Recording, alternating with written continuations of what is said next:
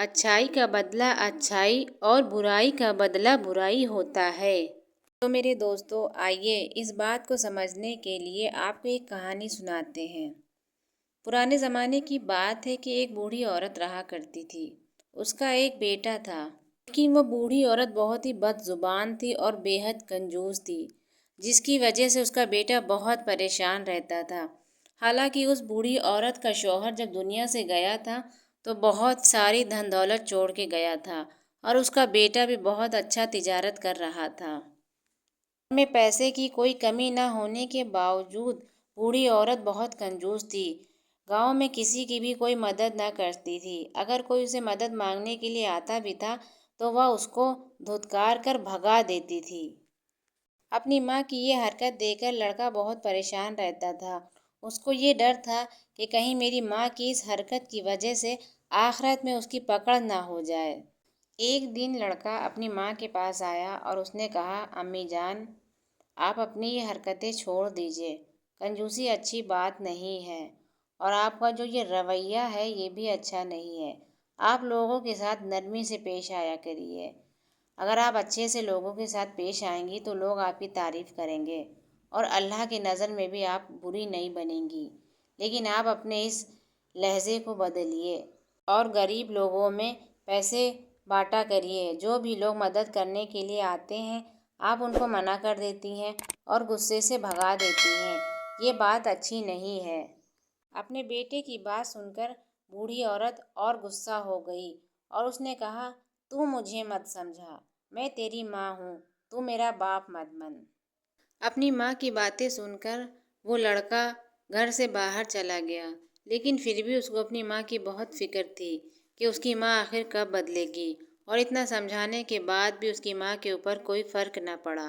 ایک دن اس لڑکے نے سنا کہ اس کے گاؤں میں ایک فقیر آیا ہوا ہے، جو کہ ایک پیڑ کے نیچے بیٹھا رہتا ہے اور لوگوں کی باتیں سنتا ہے اور ان کی پریشانیوں کا حل بتاتا ہے۔ تو یہ لڑکا اس فقیر کے پاس گیا اور اس نے اپنی ساری بات اس فقیر کو بتائی اور کہا کہ میری ماں ایسی ہے جو کہ بہت ہی کنجوس ہے اور بہت ہی بد اخلاق ہے۔ اپنی ماں کی مجھے بہت فکر ہے۔ میں چاہتا ہوں کہ میری ماں کا یہ رویہ بدل جائے کہ وہ جب اللہ کے گھر جائے تو اس کا کوئی حساب نہ ہو۔ تو اس فقیر نے اس لڑکے کی پوری بات سنی اور اس نے کہا کہ میں ضرور تمہاری ماں کو بدلنے کی کوشش کروں گا، تم پریشان مت ہو۔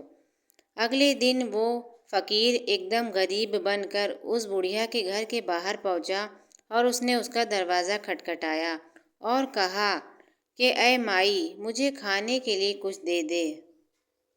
تو بوڑھی عورت گھر کے باہر نکلی اور چلاتی ہوئی بولی، میں کیا اتنی بوڑھی ہوں جو تمہاری مائی لگ رہی ہوں؟ تو مجھے مائی کہہ رہا ہے۔ تو فقیر نے کہا، اے میری بیٹی، تو ہی مجھے کچھ دے دے۔ تو اس کی اس بات پر بھی بوڑھی اماں غصہ ہو گئیں کہ کیا میں تجھے اپنی بیٹی لگ رہی ہوں جو تو مجھے بیٹی کہہ رہا ہے؟ اب فقیر سمجھ چکا تھا کہ اس کے لڑکے نے اس کے بارے میں بالکل صحیح بات کہی ہے۔ یہ بڑھیا واقعی میں بہت بد مزاج ہے اور بہت ہی کنجوس ہے، یہ مجھے کچھ دے گی نہیں۔ خیر کچھ دیر رکنے کے بعد فقیر کے من میں ایک بات آئی۔ فقیر نے دیکھا کہ بوڑھی عورت کے گھر کے آنگن میں بادام کے کچھ چھلکے پڑے ہوئے ہیں۔ اس نے بوڑھی عورت سے کہا، اے بوڑھی مائی، تو اگر مجھے کچھ بھی نہ دے رہی ہے تو کم سے کم یہ تمہارے آنگن میں بادام کے چھلکے پڑے ہیں، اسے ہی مجھے دے دے۔ تو بوڑھی عورت نے بہت تنک کے کہا کہ میں اسے تمہیں کیوں دوں؟ میں اس کا منجن بناؤں گی اور اپنے دانتوں پہ لگاؤں گی۔ اب فقیر کے من میں جو بات آئی تھی اس نے اس بوڑھی اماں سے کہا کہ اگر تم مجھے یہ بادام کے چھلکے دے دے گی نا تو میں اس کے بدلے تمہیں ایک سونے کا سکہ دوں گا۔ فقیر کی یہ بات سن کر بوڑھی عورت کے من میں لالچ آ گیا۔ اس نے کہا، تو فقیر ہے، تیرے پاس سونے کے سکے کہاں سے آ گئے؟ تو فقیر نے کہا کہ میں روز رات میں ایک قبر کے پاس جاتا ہوں اور وہاں لیٹ جاتا ہوں، اور جب میں صبح اٹھتا ہوں تو میرے پاس 5 سکے سونے کے آ جاتے ہیں، تو وہیں سے میں ایک سکہ تمہیں بھی کل لا کر دے دوں گا اگر تم مجھے یا بادام کے چھلکے دے دو گی۔ فقیر کی یہ بات سن کر تو اب بوڑھی کے من میں لالچ آ گیا۔ اس نے سوچا، ارے یہ تو مجھے سونے کے سکے دے گا۔ خیر اس نے بادام کے چھلکے لا کر فقیر کو دے دیے اور اس نے یہ کہا کہ ایسا کرنا کہ اب تم مجھے سونے کے سکے لا کر نہ دینا اور نہ ہی اس رات تم جانا، آج میں قبر کے پاس جاؤں گی۔ ابھی رات گہری ہونے والی تھی کہ بوڑھی عورت لڑکھڑاتے قدموں سے اپنے گھر سے باہر نکلی اور قبرستان کی طرف چل دی۔ ابھی وہ قبرستان پہنچی ہی تھی کہ ایک قبر اس کو دکھائی دی۔ وہ اس قبر کے پاس لیٹ گئی اور انتظار کرنے لگی کہ کوئی آئے گا اور سونے کے سکے دے کر جائے گا۔ بوڑھی عورت کافی دیر تک اس قبر کے پاس لیٹی رہی، لیکن جب بہت دیر گزر گئی تو کوئی نہ آیا۔ تھکن کی وجہ سے بوڑھی اماں کی نیند آ گئی اور وہ اسی قبر کے پاس سو گئی۔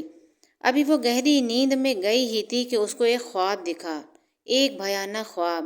اس خواب میں اس نے دیکھا کہ ایک بھیانک شخص آیا ہے جس کی آنکھیں لال ہیں، جس کا چہرہ ایک دم بھیانک ہے، اور وہ اس بوڑھی اماں کے پاس آیا اور اس نے کہا کہ تو بہت بدمزاج رہی ہے نا، تجھے میں سانپوں کے منہ میں ڈال دوں گا۔ کبھی اتنی دیر میں بہت سارے سانپ بچھو آ جاتے ہیں اور بوڑھی اماں کے پر چڑھنے لگتے ہیں، تو بوڑھی اماں زور زور سے چلانے لگتی ہیں، بچاؤ بچاؤ بچاؤ۔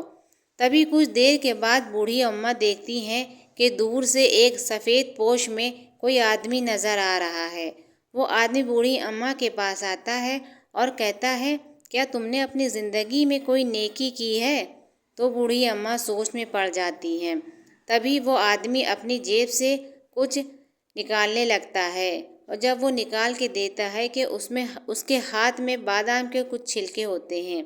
ان بادام کے چھلکوں کو دیکھ کر بوڑھی کو اپنی نیکی یاد آ جاتی ہے کہ اس نے ایک فقیر کی مدد کی تھی۔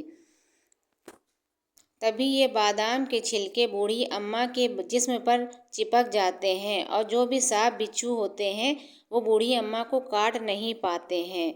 تبھی اچانک سے بوڑھی کی آنکھ کھل جاتی ہے اور وہ جگ جاتی ہے اور وہ اپنے پورے واقعے کو یاد کرتی ہے۔ اب بوڑھی اماں کو سمجھ میں آتا ہے کہ نیکی کرنا کتنا ضروری ہے اور لوگوں کی مدد کرنا کتنا ضروری ہے۔ اس واقعے کے بعد سے بوڑھی کا دل پوری طرح سے بدل جاتا ہے اور وہ غریبوں کی مدد کرنے لگتی ہے اور اپنے اخلاق کو بہتر کر دیتی ہے۔ تو میرے دوستو، اس کہانی سے ہمیں یہی سبق ملتا ہے کہ ہمیں اپنی زندگی میں اچھائیاں کرتی رہنے چاہیے، کیونکہ جب ہم مر کر جائیں گے تو قبر میں ہماری کمیوں کا حساب ہوگا۔ تو کوشش کریے اپنی زندگی میں اچھائیاں کرتے رہیے۔